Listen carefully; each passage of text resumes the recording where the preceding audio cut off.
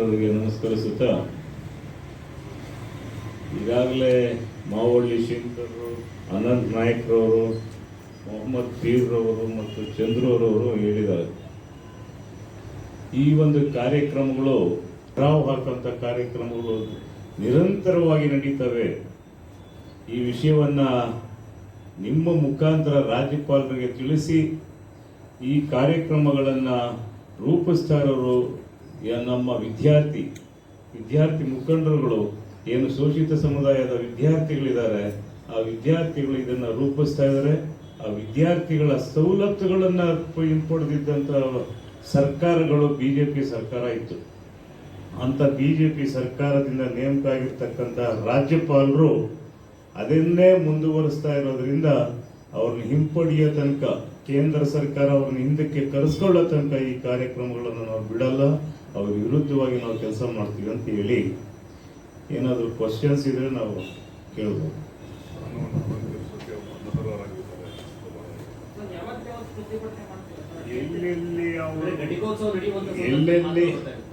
ಎಲ್ಲೆಲ್ಲಿ ಕಾರ್ಯಕ್ರಮಗಳಲ್ಲಿ ಬರೀ ಘಟಿಕೋತ್ಸವ ಅಲ್ಲ, ಯಾವುದೇ ಕಾರ್ಯಕ್ರಮಗಳಲ್ಲಿ ಅವ್ರು ಪಾಲ್ಗೊಂಡ್ರು ಅಲ್ಲಿ ಅವರು ಗೆರಾವ್ ಮಾಡುವಂತ ಕಾರ್ಯಕ್ರಮ, ಅವರ ವಿರುದ್ಧವಾಗಿ ಕಪ್ಪುಬಾಟ ಪ್ರದರ್ಶನ ಮಾಡೋದು ನಡೀತದೆ, ನಿರಂತರವಾಗಿ ನಡೀತದೆ.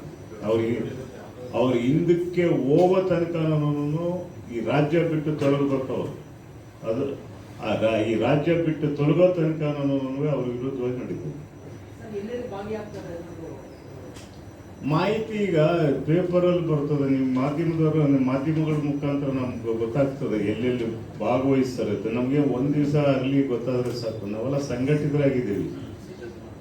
ಸಂಘಟಿತರಾಗಿದ್ದೇವೆ. ಸಂಘಟನೆ ನಮಗೆ ಬಲವಾಗಿದೆ. ರಾಜ್ಯದಲ್ಲಿ ಒಂದೇ ಒಂದು ಗಂಟೆಯಲ್ಲಿ ನಾವು ಸಾವಿರಾರು ಜನನ ಸೇರಿಸಂತ ಒಂದು ಶಕ್ತಿ ನಮ್ಗಿದೆ. ನಾವು ಮಾಡ್ತೀವಿ. ಇವತ್ತು ರಾಜಭವನ ಕೆಲಸ ಮಾಡ್ತಾ ಇದೆ. ರಾಜ್ಯಪಾಲರು ಸಂವಿಧಾನದ ಸಂರಕ್ಷಕರಾಗಿ ಕೆಲಸ ಮಾಡೋದ್ರ ಬದಲಾಗಿ ಈ ಸರ್ಕಾರವನ್ನು, ರಾಜ್ಯ ಸರ್ಕಾರವನ್ನು ಅಸ್ಥಿರಗೊಳಿಸಬೇಕನ್ನುವಂತಹ ನಿಟ್ಟಿನಲ್ಲಿ ಇವತ್ತು ಈ ರೀತಿಯ ತೊಂದರೆಗಳನ್ನು ಮಾಡೋದಕ್ಕೆ ಒಂದು ನೇತೃತ್ವ ವಹಿಸಿದ್ದಾರೆ.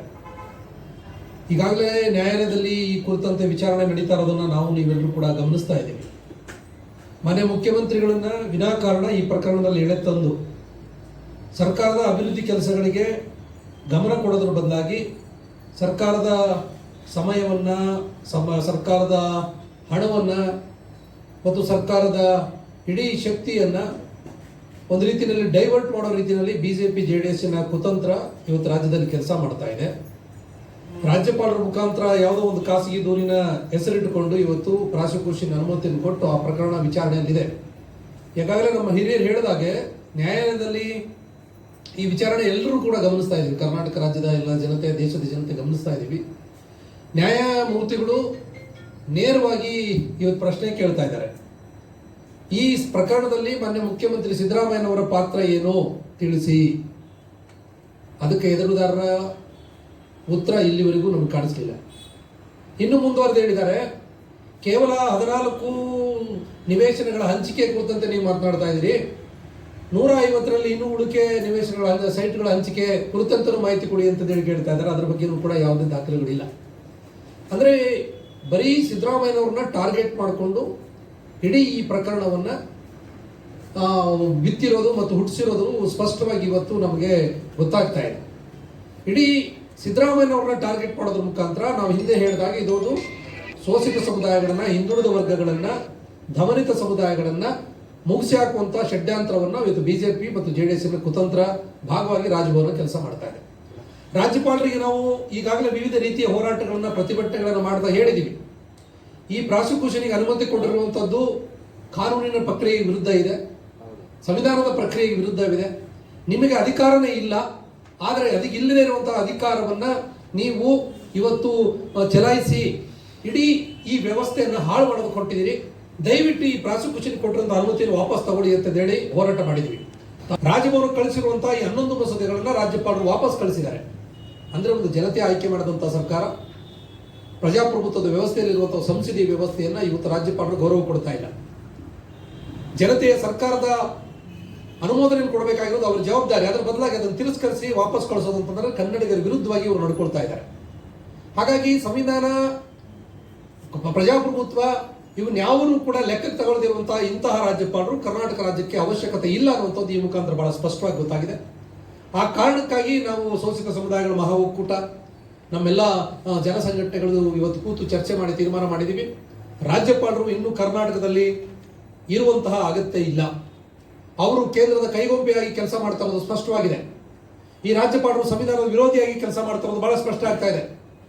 ಪ್ರಜಾಪ್ರಭುತ್ವದ ಮೌಲ್ಯಗಳನ್ನು ಗಾಳಿಗೆ ತೂರ್ತಾ ಇದ್ದಾರೆ ಅನ್ನುವಂಥದ್ದು ಈ ಸಂದರ್ಭದಲ್ಲಿ ಮತ್ತೆ ಮತ್ತೆ ನಮಗೆ ಸಾಬೀತಾಗ್ತಾ ಇರೋದ್ರಿಂದ ಈ ರಾಜ್ಯಪಾಲರು ಕರ್ನಾಟಕದಿಂದ ತೊಲಗಬೇಕು. ಈ ರಾಜ್ಯಪಾಲರು ವಾಪಸ್ ಹೋಗಬೇಕು. ರಾಷ್ಟ್ರಪತಿಗಳು ಇವ್ರನ್ನ ವಾಪಸ್ ಕರೆಸ್ಕೊಳ್ಬೇಕನ್ನುವಂಥ ಒಂದು ನಿರ್ಣಯವನ್ನು ಮಾಡಿ ಅದನ್ನು ನಾವು ಘೋಷಣೆ ಮಾಡ್ತಾ ಇದ್ದೀವಿ. ಈ ರಾಜ್ಯಪಾಲರು ಈಗಾಗಲೇ ಶಿಕ್ಷಣ ಕ್ಷೇತ್ರದಲ್ಲಿ ಜವಾಬ್ದಾರಿ ಹೊಂದಿರುವಂಥವ್ರು, ಸಂವಿಧಾನದ ಮತ್ತು ಪ್ರಜಾಪ್ರಭುತ್ವದ ಮೌಲ್ಯಗಳಿಗೆ ಗೌರವ ಕೊಡದೇ ಇರುವಂಥ ರಾಜ್ಯಪಾಲರು ನಮ್ಮ ಯೂನಿವರ್ಸಿಟಿಗಳನ್ನು ಮುನ್ನಡೆಸೋದಕ್ಕೆ, ನಮ್ಮ ಶಿಕ್ಷಣ ವ್ಯವಸ್ಥೆಯನ್ನು ಮುನ್ನಡೆಸೋದಕ್ಕೆ, ನಮ್ಮ ಶಿಕ್ಷಣ ವ್ಯವಸ್ಥೆಯ ಭಾಗವಾಗಿ ಘಟಿಕೋತ್ಸವದಲ್ಲಿ ಭಾಗಿಯಾಗುವಂಥದ್ದು, ಅಲ್ಲಿ ನಮ್ಮ ಪದವೀಧರರಿಗೆ, ಸಂಶೋಧಕರಿಗೆ ಪ್ರಮಾಣ ಪತ್ರಗಳನ್ನು ನೀಡುವಂತಹ, ಅವರಿಗೆ ಸಾದರಪಡಿಸುವಂತಹ ನೈತಿಕತೆಯನ್ನು ರಾಜ್ಯಪಾಲರು ಉಳಿಸ್ಕೊಂಡಿಲ್ಲ. ಹಾಗಾಗಿ ಅಂತಹ ರಾಜ್ಯಪಾಲರು ನಮ್ಮ ರಾಜ್ಯದ ಯೂನಿವರ್ಸಿಟಿಗಳಿಗೆ ಬರುವಂತಹ ಅಗತ್ಯ ಇಲ್ಲ. ಹಾಗಾಗಿ ಅವರು ಈ ಯೂನಿವರ್ಸಿಟಿಗಳಿಗೆ ಬರಬಾರದು. ಅಕಸ್ಮಾತ್ ಇವರು ಯೂನಿವರ್ಸಿಟಿಗಳಿಗೆ ಬಂದರು ಅಂತಂದ್ರೆ ಕರ್ನಾಟಕ ರಾಜ್ಯದ ಎಲ್ಲ ಯೂನಿವರ್ಸಿಟಿಗಳ ವಿದ್ಯಾರ್ಥಿ ಬಂಧುಗಳಲ್ಲಿ, ಶಿಕ್ಷಕ ಬಂಧುಗಳಲ್ಲಿ ನಾವು ವಿನಂತಿಯನ್ನು ಮಾಡ್ತೇವೆ, ಅವರ ವಿರುದ್ಧ ಪ್ರತಿಭಟನೆಯನ್ನು ಮಾಡಬೇಕು, ಪ್ರಜಾಸತ್ತಾತ್ಮಕವಾದಂತಹ ಹೋರಾಟವನ್ನು ದಾಖಲೆ ಮಾಡಬೇಕು.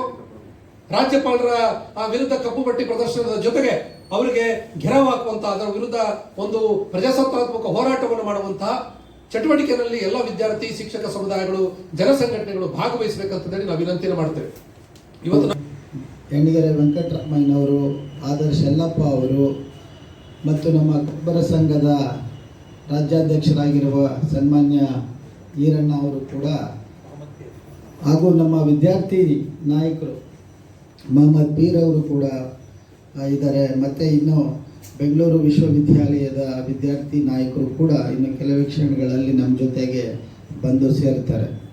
ಸೊ ವಿಶೇಷವಾಗಿ ತಮಗೆ ಈಗಾಗಲೇ ಕಳೆದ ತಿಂಗಳುಗಳಿಂದ ನಮ್ಮ ಸನ್ಮಾನ್ಯ ಮುಖ್ಯಮಂತ್ರಿಗಳ ವಿರುದ್ಧ ಈ ಕೇಂದ್ರ ಸರ್ಕಾರದ ಕೈಗೊಂಬೆಯಾಗಿರುವಂತಹ ನಮ್ಮ ಗೌರವಾನ್ವಿತ ರಾಜ್ಯಪಾಲರು ಯಾವ ರೀತಿ ನಡ್ಕೊಂಡ್ರು ಅನ್ನೋದು ತಮ್ಮ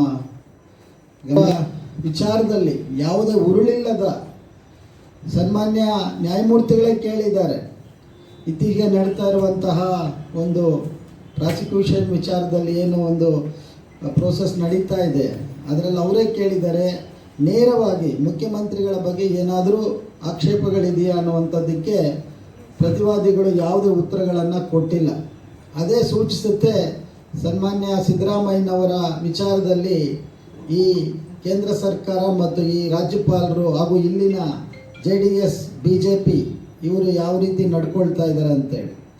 ಆ ಹಿನ್ನೆಲೆಯಲ್ಲಿ ರಾಜ್ಯಪಾಲರ ಈ ನಡೆಯನ್ನು ವಿರೋಧಿಸಿ ನಾವು ಏನು ಈ ಕಾನ್ವೊಕೇಶನ್ಗಳು ನಡೀತವೆ, ಘಟಿಕೋತ್ಸವಗಳು ನಡೀತಾ ಇದ್ದಾವೆ ರಾಜ್ಯಾದ್ಯ ಎಲ್ಲ ವಿಶ್ವವಿದ್ಯಾಲಯಗಳಲ್ಲಿ, ಅಲ್ಲಿ ವಿದ್ಯಾರ್ಥಿ ಅವರ ಮೂಲಕನೇ ಕಪ್ಪು ಬಟ್ಟೆಯ ಪ್ರದರ್ಶನ ಮತ್ತು ಗೋ ಬ್ಯಾಕ್, ರಾಜ್ಯಪಾಲರು ತೊಲಗಬೇಕು ಅನ್ನುವಂತಹ ಒಂದು ವಿಷಯವನ್ನು ಇಟ್ಕೊಂಡು ಮತ್ತು ಕಪ್ಪು ಬಟ್ಟೆ ಪ್ರದರ್ಶನ ಮಾಡಿ ಘೋಷಣೆಗಳನ್ನು ಕೂಗಿ ಶಾಂತಿಯುತವಾಗಿ ನಾವು ಯಾವುದೇ ರೀತಿ ಹಿಂಸಾತ್ಮಕ ಇದಕ್ಕೆ ಅವಕಾಶ ಕೊಡದಿರನೇ ಅಹಿಂಸಾತ್ಮಕವಾಗಿ ನಮ್ಮ ಪ್ರತಿಭಟನೆಯನ್ನು ನಾವು ಮಾಡೋದಕ್ಕೆ ಈಗಾಗಲೇ ವಿದ್ಯಾರ್ಥಿ ಮುಖಂಡರು ಮತ್ತು ನಮ್ಮ ಶೋಷಿತ ಸಮುದಾಯಗಳ ನಡುವೆ ನಾವು ಚರ್ಚೆ ಮಾಡಿ ತೀರ್ಮಾನ ಮಾಡಿದ್ದೇವೆ. ಹಾಗಾಗಿ ತಮ್ಮ ಪತ್ರಿಕೆಯಲ್ಲಿ ಇದರ ಬಗ್ಗೆ ತಾವು ಹೆಚ್ಚು ಈಗಾಗಲೇ ಅನೇಕ ಬಾರಿ ತಾವು ಅದಕ್ಕೆ ಹೆಚ್ಚಿನ ಪ್ರಚಾರವನ್ನು ಕೊಟ್ಟಿದ್ದೀರಿ. ಅದೇ ರೀತಿ ಇದಕ್ಕೂ ಕೂಡ ತಾವು ಪ್ರಚಾರ ಕೊಡಬೇಕು ಅನ್ನುವಂಥ ವಿಷಯವನ್ನು ತಮ್ಮ ಮುಂದೆ ಹೇಳಿ, ನಮ್ಮ ಇನ್ನೂ ಅನೇಕ ನಮ್ಮ ನಾಯಕರು, ವಿಶೇಷವಾಗಿ ನಮ್ಮ ರಾಜ್ಯ ಅಧ್ಯಕ್ಷರು ಇವರು ಮಾತಾಡ್ತಾರೆ. ಈ ಎಲ್ಲ ವಿಚಾರಗಳನ್ನು ತಾವು ದಯವಿಟ್ಟು ತಮ್ಮ ಪತ್ರಿಕೆಯಲ್ಲಿ ತಮ್ಮ ವಾಹಿನಿಗಳಲ್ಲಿ ಬಿತ್ತರಿಸಬೇಕು ಅಂತ ಹೇಳಿ ತಮ್ಮಲ್ಲಿ ನಾನು ಮನವಿಯನ್ನು ಮಾಡಿಕೊಳ್ತೇನೆ.